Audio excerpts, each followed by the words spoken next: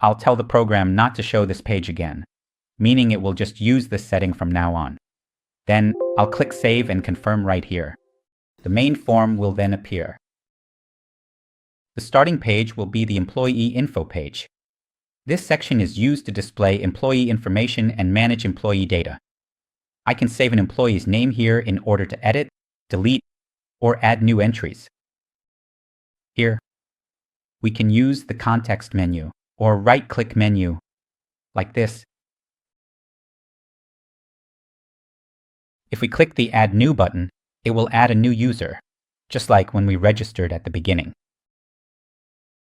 So this is the main page. All right, I'll try editing something as a demonstration.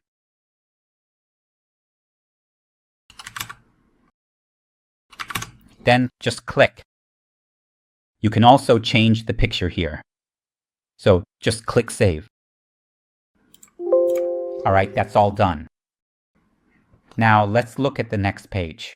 The department page is used to manage the department information where employees belong. Here you can add new departments.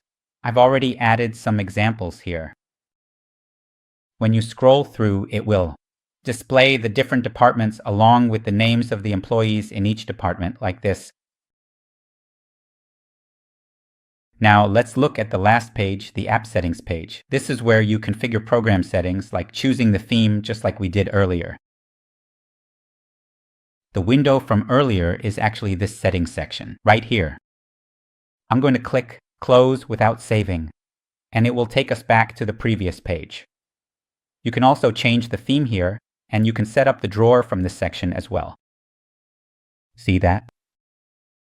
You can choose to hide it or show it, so you can just save that setting.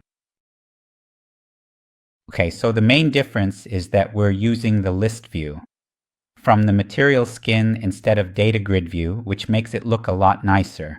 See here? This part also uses the list view. And this part is still the same. Visual Basic.NET with SQL Server 2019. So, in this workshop, it's all about making our program look more professional.